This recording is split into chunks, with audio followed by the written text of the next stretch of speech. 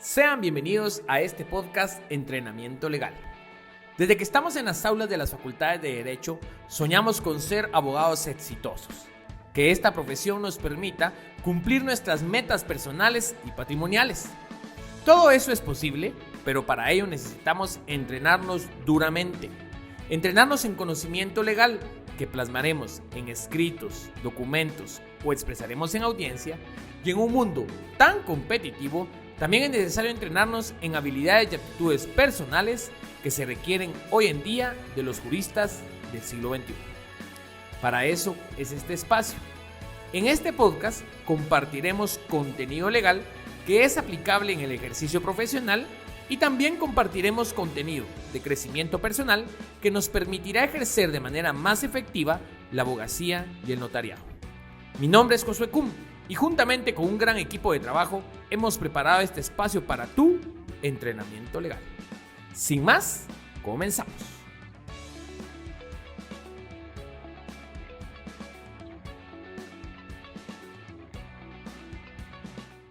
Sean bienvenidos a su podcast Entrenamiento Legal, a nuestro capítulo número 36. Ya llevamos 36 semanas que nos vamos encontrando cada lunes y les quiero agradecer mucho su atención y la participación en este podcast. El día de hoy estamos estrenando nuestra serie Caso Concreto, misma serie que tiene como objetivo que ustedes nos planteen algún caso de la vida real para que nos sirva a todos de ilustración de cómo poder conllevar este análisis legal como abogados. Y recuerden, donde hay 3 abogados, 5 opiniones, así que el día de hoy probablemente podamos promover esa discusión, y si usted tiene algún comentario, algo, nos lo puede hacer ver, ya que esto siempre nos enriquece a todos, que es el objetivo de este podcast, entrenarnos legalmente y poder sumar valor unos a otros.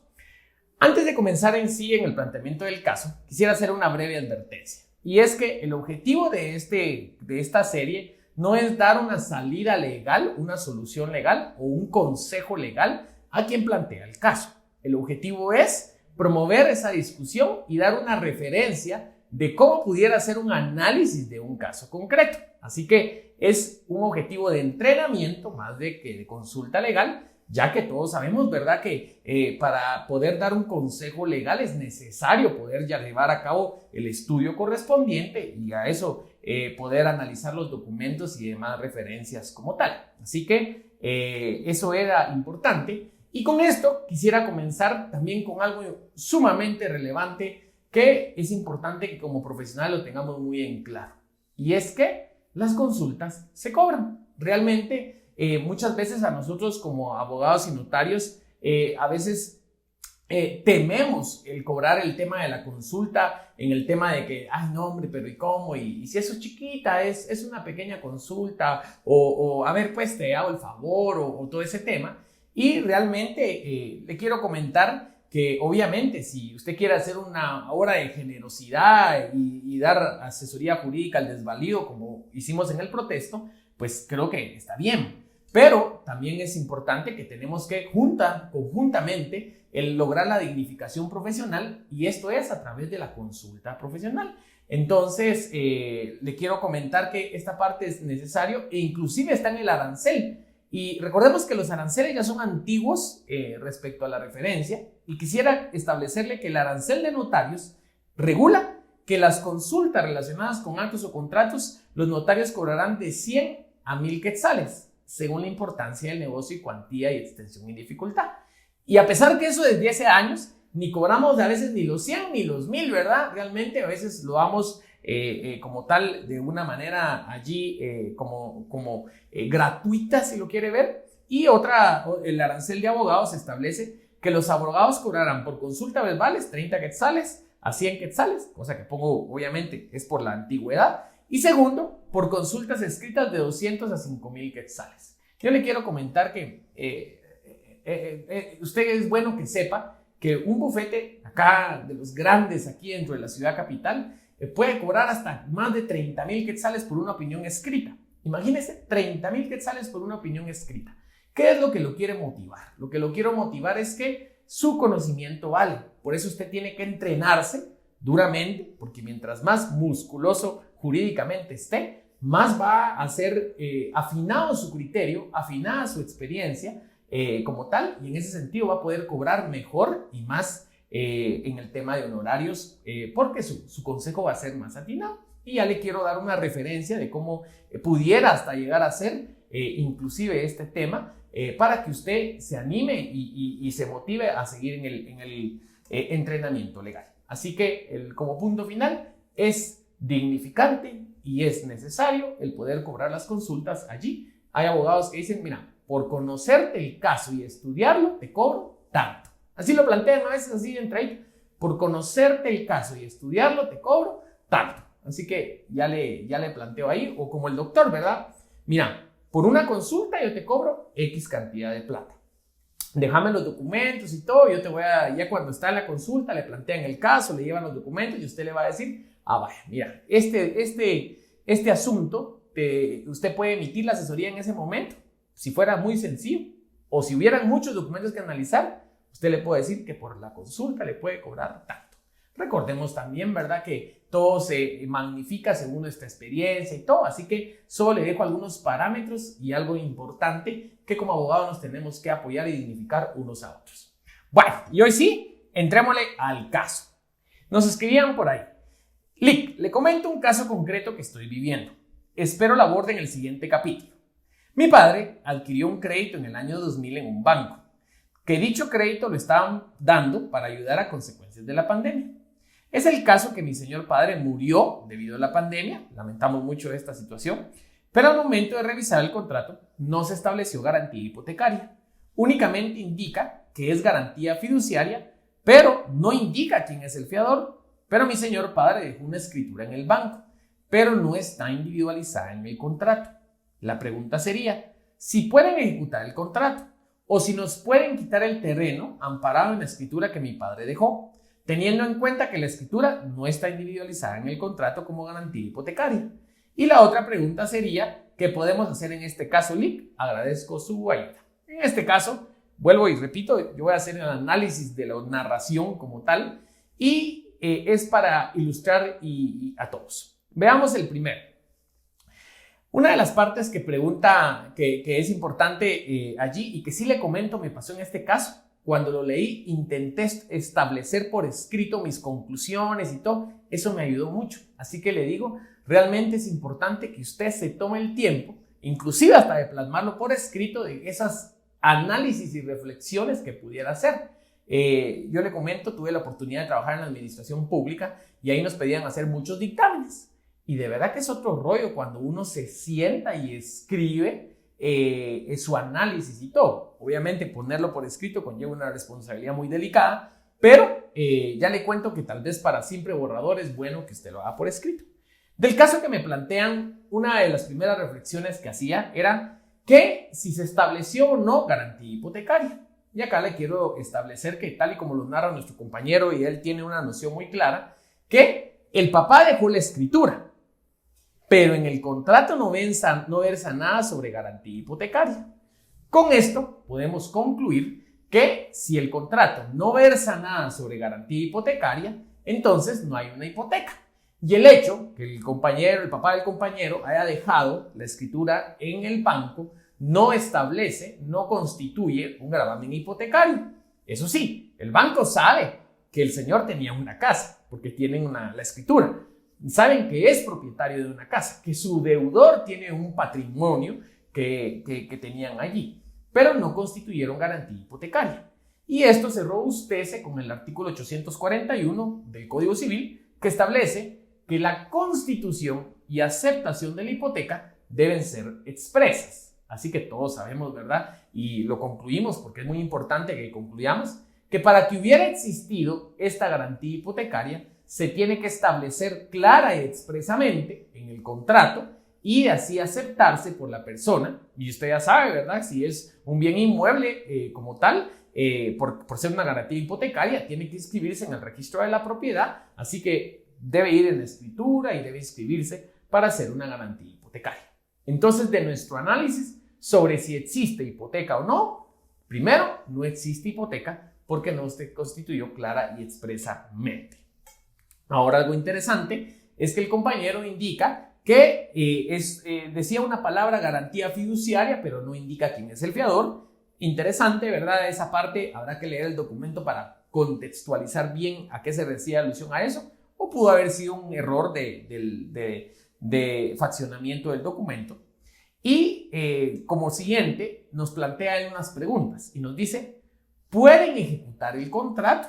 Primera, ¿pueden quitar el terreno amparado en la escritura que mi padre dejó, teniendo en cuenta que la escritura no está individualizada en el contrato como garantía? Y aquí quisiera reflexionar un par de cuestiones. Ahora bien, como hipoteca, ya concluimos, no se puede ejecutar, porque no hay hipoteca. Ahora algo interesante. Le pregunto a usted y hago retóricamente, ¿se puede embargar esa casa? Repito, ¿se puede embargar esa casa, esa propiedad? Y acá la pregunta tiene esta circunstancia porque la persona está fallecida. Pero le comento que en su caso, pudiera llegarse a embargar la propiedad porque recuérdense que primero el banco tiene conocimiento que hay un patrimonio ejecutable que es esa casa. Si la casa está a nombre del deudor, entonces él puede promover la ejecución, ¿verdad? Que en este caso va a estar amparada en su documento y todo, y como medida precautoria lograr o pedir el embargo. Usted me dirá, Lick, pero es que está muerta la persona. Como el banco probablemente no sepa en este momento que está muerta la persona, o bien, aún sabiendo, quiere promover la demanda solo con el objetivo de lograr el embargo de la casa. ¿Por qué sí se puede el embargo? Porque recuérdese que el embargo es una medida precautoria que se ejecuta sin notificar a la otra parte. Es inaudita parte, decía nuestra teoría, ¿verdad? Y esto está fundamentado en el artículo 534 del Código Procesal Civil y Mercantil, que establece: las providencias precautorias se dictarán sin oír a la parte contraria contra quien se pidan y surtirán todos sus efectos, no obstante cualquier incidente, excepción, recurso, mientras no hayan sido revocadas o modificadas. Así que realmente el banco pudiera demandar a esta persona. ¿Qué va a hacer el juzgado cuando reciba la demanda? Ahí en esa demanda piden las medidas precautorias, va a calificar, bueno, admite.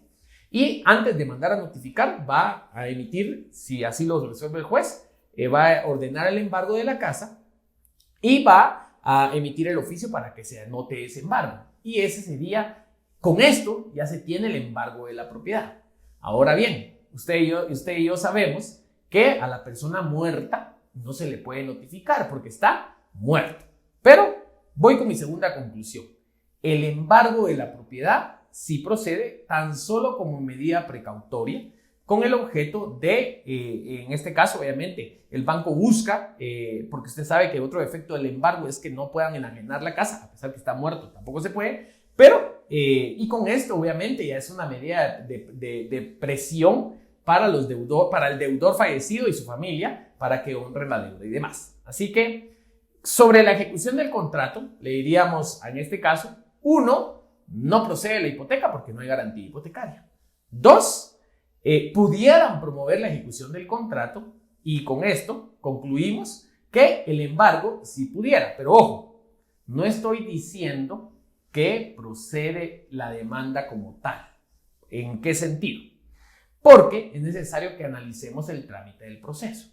Y usted y yo sabemos que no se puede afectar los derechos de las personas si no han sido debidamente notificados.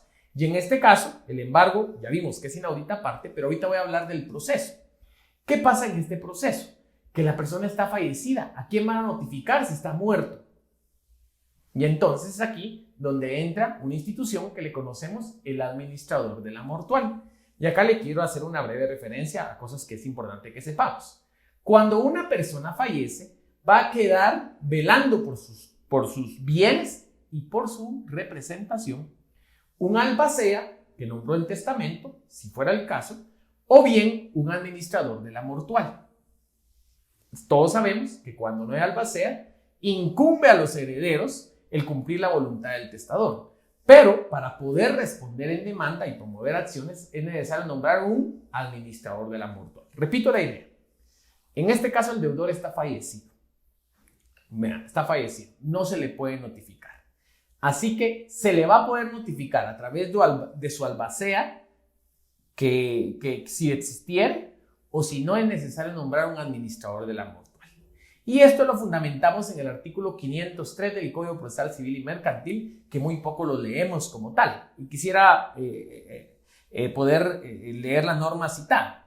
Si no hubiera albacea, podrá pedirse por cualquiera de los herederos o por el cónyuge supérstite la administración de la herencia, cuando el estado de la misma lo exija, con el objeto de asegurar, conservar y mejorar el patrimonio del causante, atender la inversión normal a que los frutos estén destinados, vender las cosechas, arrendar los inmuebles, hacer las inversiones corrientes para incrementar la producción de los bienes, pagar las obligaciones y cobrar rentas o créditos pendientes. Ojo, aunque esté fallecido, los que nos quedamos en vida tenemos que velar por el cumplimiento de las obligaciones del deudor. En este caso, hay un administrador de la mortual que le corresponde hacer esto.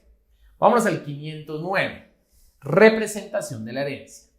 Mientras no se haya reconocida a los herederos, podrá el juez autorizar al administrador, ojo, podrá autorizar al administrador para que gestione lo que proceda en los intereses hereditarios. Ya se trate de intentar las demandas que tenga por objeto de cobrar bienes, hacer efectivos derechos pertenecientes a la mutual, mire esto, o de contestar las demandas que contra éstas se promuevan, así como cualquier diligencia extrajudicial. Una vez reconocidos los herederos, a este compete exclusivamente la representación de la mortual.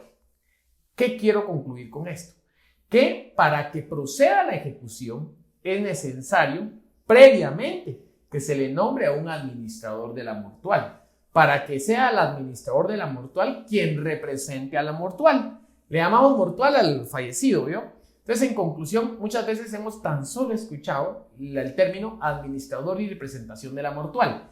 Le comento, el cargo es el administrador de la mortual y es al administrador de la mortual a quien le corresponde la representación de la mortual.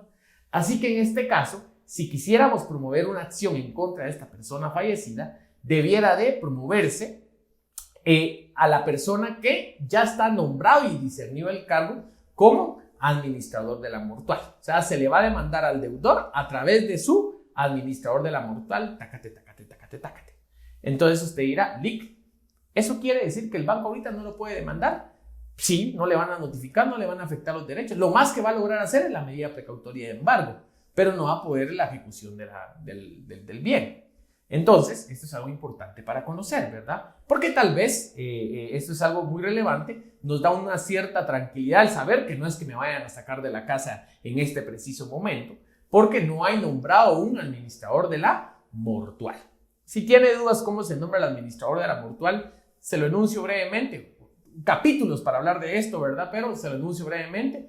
Se inicia el proceso sucesorio y en la Junta de Herederos de común acuerdo deberían fijar el administrador de la mortual y se va a procurar a través de un juez el nombramiento y discernimiento del cargo. Muy bien, resumidas cuentas, así se haría. Pero lo que le quiero contar es que el banco no le va a promover, no va a continuar su juicio, sino hasta que se tenga este tipo de circunstancias. Así que, y en general cualquier acreedor, que es lo que quiero darle la idea, cualquier acreedor, acabo de ver unos casos en donde era un proceso laboral y tuvieron que hacer este tema para poder demandar a el patrono que estaba ya fallecido. Bueno, en este caso es importante, y solo le doy una breve noción, el administrador de la mortual tiene como objetivo el administrar de una manera, voy a decir, responsable los bienes de la mortual. O sea, el objetivo de él es proteger los bienes de la mortual y administrarlo, y ya vimos, pagar las deudas y todo eso a que tuviera alusión. Así que, de manera conclusiva, para nuestro caso en concreto, le diríamos a la persona que, en este caso, el banco no va a poder continuar su trámite sino hasta que haya un administrador de la mortual. Ahora, usted me dirá, mire, Lic, pero yo ya hice un sucesorio y en mi casa nunca nombraron administrador de la mortual. Ya le comento que no es obligatorio para que proceda el sucesorio nombrar un administrador de la mortual. Este es un paso que no se da en todos los casos porque así no lo solicitan las personas. Ahora bien, en este caso, ¿qué pasaría si nunca se nombra un administrador de la mortual? Pues el banco, él también lo puede promover, él pudiera promover esa circunstancia, pero si no se hace, pues se va a continuar el sucesorio y va a terminar. Ojo, 509 segundo párrafo. Una vez reconocidos los herederos, a estos compete exclusivamente la representación de la mortual. ¿Qué quiere decir esto? Que si el banco, hagan de cuenta que terminó el sucesorio declarado de los herederos, los herederos ya están inscritos en el registro de la propiedad. Cuando el banco hace su consulta en el registro de la propiedad, surge que ya hay herederos. Entonces él pudiera promover su juicio en contra de los herederos en base al artículo 509 segundo párrafo. Así que mire todo lo que salió, hasta donde pudiéramos ver, que lo que he querido también aprovechar es a entrenarnos legalmente. Así que, de una manera más a responder las preguntas de nuestro amigo. 1. ¿Pueden ejecutar el contrato? Le diría que en principio pudieran promover la ejecución en contra de su papá fallecido y lograr así el embargo del bien. Pero pueden no hacerlo también. Y además, nunca va a promover la ejecución, nunca van a adjudicarse el bien porque no tienen a quién notificar. 2. Para notificar a alguien tienen que nombrar al administrador de la mortual o esperar a que se declare herederos para demandarlos a ellos. Así que ese sería el tema ahí. ¿Qué podemos hacer en este caso? En este caso lo que podemos hacer es una de las importantes, y creo yo que aquí es donde el abogado tiene un papel social y moral muy importante. Aquí le voy a comentar mi apreciación y yo le comento. ¿El papá debe dinero? Sí. ¿Lo pagó? No. ¿Y entonces hay bienes para pagar y lo tenemos y lo podemos pagar? Sí. Entonces, ¿qué vamos a hacer? ¿O qué sería algo bueno? Honrar la deuda. Pero qué bruto, ¿cómo va a poner a pagar la gente y todo? Recuérdense que es nuestra parte social.